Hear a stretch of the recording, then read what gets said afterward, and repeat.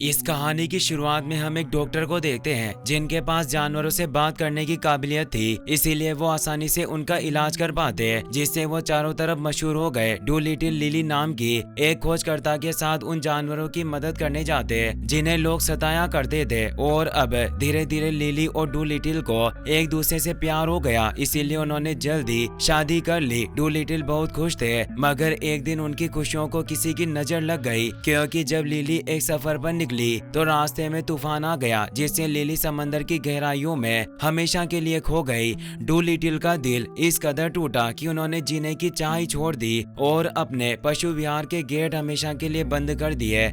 फिर अब हमें कई सालों के बाद का सीन दिखाया जाता है। टोनी नाम का लड़का अपने डैड और भाई के साथ जंगल में जानवरों का शिकार करने आया था, क्योंकि वो शिकारी थे, मगर टॉमी को जानवरों का शिकार करना पसंद नहीं होता। इसीलिए जब उसके डैड उसे एक बतख को शूट करने को कहते हैं तो जानबूझकर निशाना नहीं लगाता, मगर वो गोली गलती से एक गिलहरी को लग जाती है, जिससे वो तड़पने लगता है। टॉमी से उसकी हालत देखी नहीं जाती, इसीलिए वो अपने डैड से कहता है कि हमें इनकी मदद करनी चाहिए, मगर उसके डैड उसे कहते हैं हम जानवर को तड़पता हुआ नहीं छोड़ते, इसीलिए इसे मार दो, और वो उसे चाकू देकर वहाँ से चले जाते हैं। मगर टॉमी उस गिलहरी की जान बचाना चाहता था। डूलिटल की मकाऊ भी उसे देख रही होती है, इसीलिए वो टॉमी को कहती है कि मेरे पीछे आओ, और उसे एक गुप्त रास्ते से पशु विहार के अंदर ले जाती है। टॉमी उस जगह को देखकर बहुत खुश होता है, क्योंकि वहाँ सभी तरह के जानवर थे, और वो जल्दी से डूलिटल के घर की तरफ बढ़ने लगता है। तभी उसे एक पोलर बेयर दिखाई देता है, जिससे वो डर जाता है और वहाँ बिछे हुए एक ट्रैप में फंस जाता है। वही हमें डूलिटिल को दिखाया जाता है, जो अपने जानवरों की मदद से तैयार होते हैं और अपने गोरिल्ला दोस्त चीची के साथ शतरंज खेल रहा होता है। मगर जब वो एक इंसान को जाल में उलझा हुआ देखते हैं तो सभी डर जाते हैं, क्योंकि अब डूलिटिल किसी इंसान से नहीं मिलते।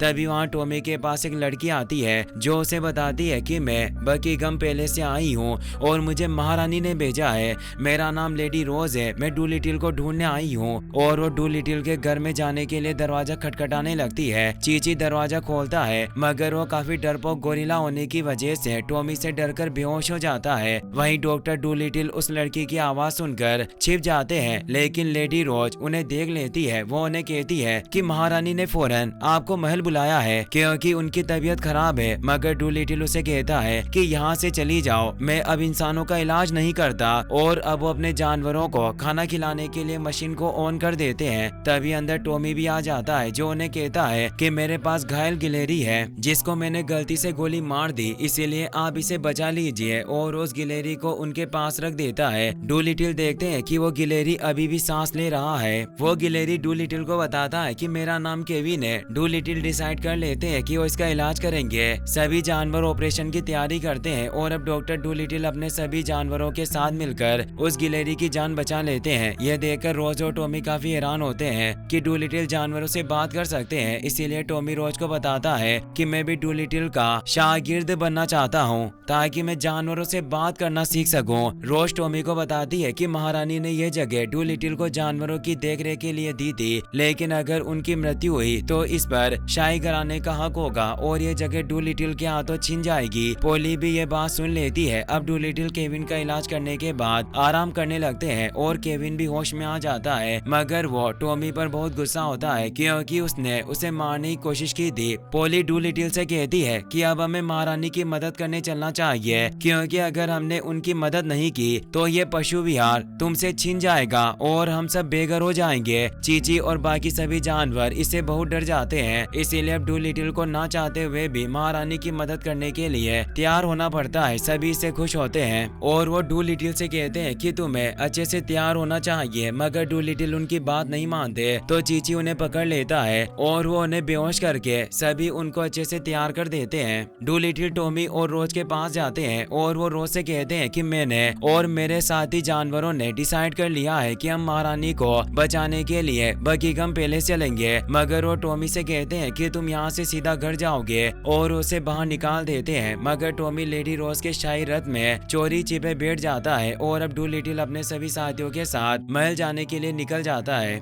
जॉन अपने शत्रुमुर्ग के ऊपर बैठकर जाते हैं, जिससे वो थोड़ी देर में महल पहुंच जाते हैं, जहां मुडफ्लाई नाम का डॉक्टर जो की मदद से महारानी का इलाज कर रहा होता है, उसके पास महारानी के शाही अध्यक्ष में से एक लॉर्ड थॉमस आते हैं, जो मुडफ्लाई से महारानी का हालचाल पूछते हैं। मुडफ्लाई थॉमस को बताता है कि महारानी की हालत बहुत खराब है और ये 1 वीक से ज्यादा जिंदा नहीं रह पाएगी। तभी वहाँ जॉन आ जाते हैं। सभी वहाँ जानवरों को देखकर हैरान होते हैं। तभी सैनिक टॉमी को पकड़कर ले आते हैं, जिससे जॉन को भी झूठ बोलना पड़ता है कि वो उनका शागिर्द है। जॉन मुडफ्लाई को पहचान लेते हैं क्योंकि वो दोनों बचपन में साथ पढ़े थे और मुडफ्लाई जॉन से बहुत जलता था। जॉन अपने डॉग जीप को महारानी को सूंघने को कहते हैं क्योंकि जीप सूंघने में माहिर था और वो सूंघकर जॉन को बता देता है कि महारानी को नाइट शेड फूल का जहर दिया गया है। थॉमस और मुडफ्लाई जॉन से पूछते हैं कि महारानी को क्या हुआ, तो जॉन बताते हैं कि महारानी को नाइट शेड फूल का जहर दिया गया, जो बहुत कम पाया जाता है। इस महीने की 17 तारीख को सूर्य ग्रहण होने वाला है और मुझे लगता है कि जब तक अगर इसका कोई इलाज नहीं मिला तो महारानी बच नहीं पाएगी। और जॉन को शक होता है कि थॉमस ने ही महारानी को जहर दिया, इसीलिए वो बड़ी चालाकी से लकड़ी की तरह दिखने वाले कीड़े को वहाँ थॉमस पर नजर रखने के लिए छोड़ देते हैं। साथ ही वो रोज को कहते हैं कि तुम सिर्फ महारानी को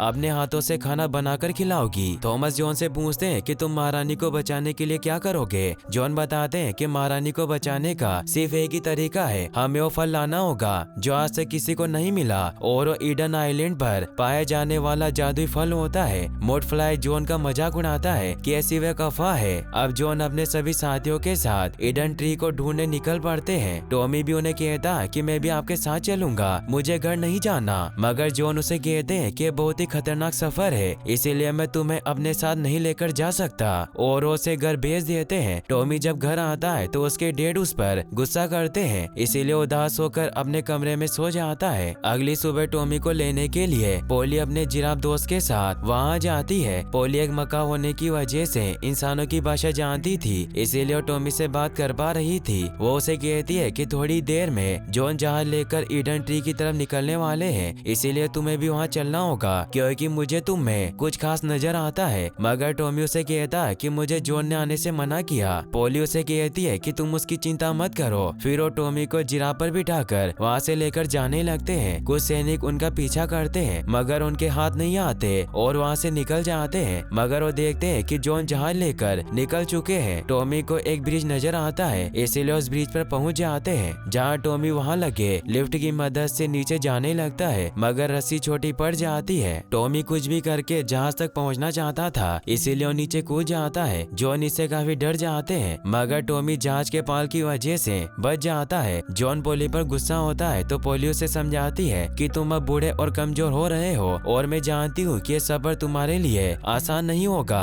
मैंने ही कई सालों पहले तुम्हें लिली से मिलवाया जब तुम्हें उसकी जरूरत थी और अब तुम्हें फिर से एक साथी की जरूरत है, इसीलिए तुम्हें टॉमी को अपनी टीम में शामिल कर लेना चाहिए। जॉन भी इसके लिए मान जाता है, जिससे टॉमी खुश होता है। मगर जॉन टॉमी से बहुत ज्यादा सफाई का काम करवाता है। वही हमें महल में दिखाया जाता है कि थॉमस मुडफ्लाई को बताते हैं कि मैं ब्रिटानिया नाम का जहाज जॉन के पीछे भेज रहा हूँ ताकि जॉन को खत्म किया जा सके, जिससे महारानी को बचाने वाला कोई नहीं होगा और हम ब्रिटेन के अगले राजा बन जाएंगे। इसीलिए तुम्हें भी उस जहाज में जाना होगा। उनकी बातें जॉन का जासूस यानी कि वो कीड़ा भी सुन लेता है। वहीं बोट पर टॉमी भी अब जॉन को देखकर जानवरों की बातें समझने की कोशिश करने लग जाता है। अब ऐसे ही वो अपने सफर पर आगे बढ़ते रहते हैं। टॉमी देखता है कि एक जहाज उन पर हमला करने के लिए आ रहा है, जो मुडफ्लाई का जहाज था। यह देखकर जॉन अपने वेल मछली दोस्त हम्पी को बुलाने के लिए एक मशीन को ऑन करवाते हैं ताकि उसकी मदद से अपने जहाज की स्पीड बढ़ा सके। फिर जॉन को डाइविंग सूट पहनकर नीचे चले जाते हैं और अपने भालू योशी के साथ मिलकर बोट को वेल के साथ जोड़ देते हैं, जिससे उनकी स्पीड कई गुना बढ़ जाती है। मुडफ्लाई भी दूरबीन की मदद से ये सब देख लेता है और वो जॉन की बोट पर फायर करने लगता है, जिससे जॉन के साथ जुड़ी हुई रस्सी चीची के हाथ से छूट जाती है और वो काफी दूर चला जाता है। मगर वक्त रहते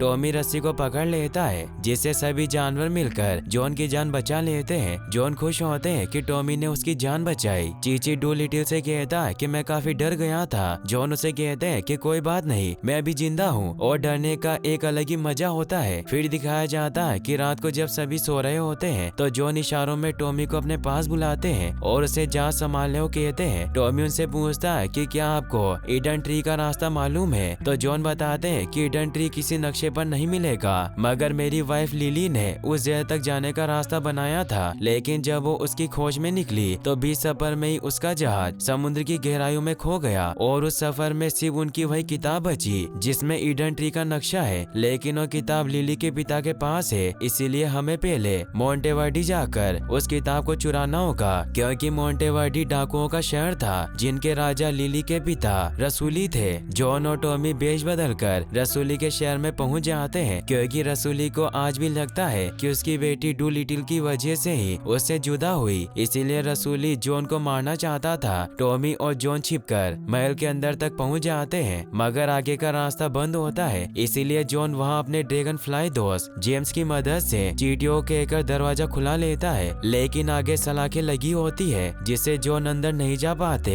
और टॉमी को जेम्स के साथ रसूली की तरफ भेज देते हैं। वो जब रसूली के रूम में जाते हैं तो वहाँ रसूली बहुत से शेरों के साथ सोया होता है। वो अपने शेरों से बहुत प्यार करता था। टॉमी बिना कोई शोर किए रसूली की खुफिया तिजोरी में पहुंच जाता है, जहाँ खजाने के साथ ही लिली की किताब रखी हुई टॉमी को नजर आ जाती है, मगर तभी रसूली जाग जाता है, इसीलिए टॉमी के साथ साथ जॉन को भी पकड़ लेता है। रसूली जॉन से कहता है कि तुमने यहाँ आकर बहुत बड़ी गलती की, क्योंकि तुम्हें क्या लगा कि मैं तुम्हें माफ कर दूंगा, लेकिन अब तुम जिंदा नहीं बचोगे। और टॉमी को वहाँ से ले जाता है और एक बेरी नाम के शेर को जॉन को मारने के लिए छोड़ देता है। बेरी जॉन से कहता है कि शायद तुम मुझे भूल गए हो, लेकिन मैं नहीं भूला। तुम जब मेरा इलाज कर रहे थे तब तुम रसूली की बेटी को भगाकर ले गए और मेरा इलाज अधूरा छूट गया। और अब वो जॉन से बदला लेने के लिए उसे मारने की कोशिश करने लगता है। जॉन उससे बचने की कोशिश करते, मगर वो चेन से बंधे होने की वजह से ऊपर लटक जाते हैं। वहीं रसूली टॉमी को लुटेरों के झुंड में शामिल कर देता है, मगर अब टॉमी भी जानवरों से बातें करना सीख गया था, इसीलिए जेम्स की मदद से पोली के पास संदेश भिजवाता है कि जॉन की जान खतरे में है। ये सुनते ही पोली राज्य पर हमला करने का प्लान बनाती है। योशी बारूद रखे हुए घर में आग लगा देता है, जिससे वहाँ बहुत बड़ा धमाका होता है और हर जगह भगदड़ मच जाती है। वहीं पोली जॉन को बचाने के लिए शेर पर हमला करती है, मगर शेर उसे भी घायल कर देता है। चीची भी उस जेल में पहुंच जाता है और जब वो शेर को जॉन और पोली पर हमला करते हुए देखता है तो उसे गुस्सा आ जाता है और अपनी पूरी ताकत के साथ उस शेर पर हमला करके उसे बेहोश कर देता है। दूसरी तरफ टॉमी भी रसूली के कमरे में जाकर लिली की किताब हासिल कर लेता है और भागता हुआ जॉन के पास आ जाता है, मगर मुडफ्लाई ने पहले ही उन सभी को घेर लिया था और वो टॉमी से किताब ले लेता है। जॉन मुडफ्लाई से कहते हैं कि तुम्हें महारानी का कत्ल करने से क्या मिलेगा।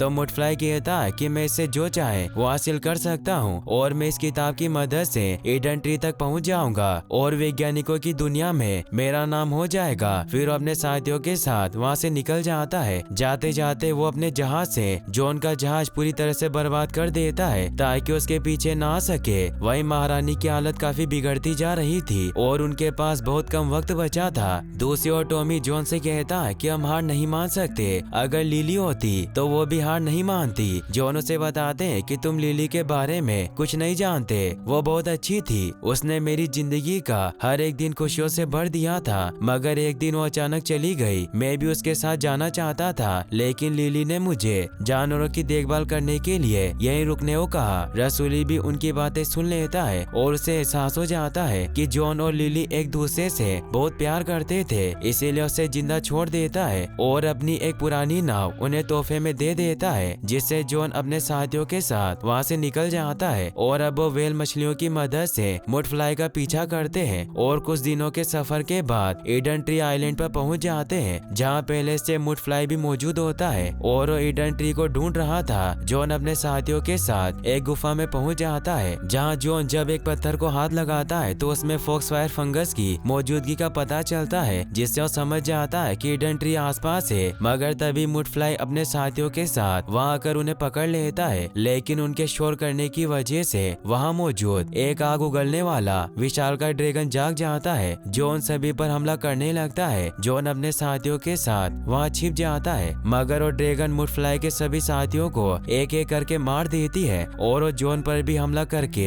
उसे पकड़ लेती है। जॉन उसकी भाषा जानता था, इसीलिए उसे कहता है कि मैं जानता हूँ कि ईडन ट्री की रक्षा करना तुम्हारा काम है, लेकिन तुम ज्यादा देर तक जिंदा नहीं रह पाओगी, क्योंकि तुम्हें बहुत चोट लगी लगी है तभी उसके पेट में दर्द होने लगता है क्योंकि उसने बहुत से लोगों के कवच और हथियार खाए थे। जॉन अपने साथियों के साथ उसका इलाज करता है और उसके पेट में मौजूद सारी गंदगी को साफ कर देता है जिससे उसे आराम महसूस होता है और उन्हें खुद ही ईडन ट्री के पास लेकर जाती है जो झरनों के पीछे छिपा हुआ था और अब वो वहाँ से महारानी को बचाने के लिए फल तोड़ देते हैं। मगर अब रानी की डेथ हो चुकी थी। लेकिन तभी वहाँ जॉन अपने साथियों के साथ वहाँ पर आ जाते हैं। थॉमस अपने साथियों के साथ उन्हें रोकने लगता है लेकिन वो किसी तरह महारानी को ईडन ट्री के फल का रस पिला देते हैं जिससे थोड़ी देर में महारानी में वापस जान आ जाती है और वो पूरी तरीके से ठीक हो जाती है। इससे रोज और जॉन के सभी साथी बहुत खुश होते हैं और अब जॉन का वहाँ छुपाया हुआ कीड़ा उसे बता देता है कि थॉमस ने ही महारानी को मारने की कोशिश की और उनके खाने में जहर मिलाया।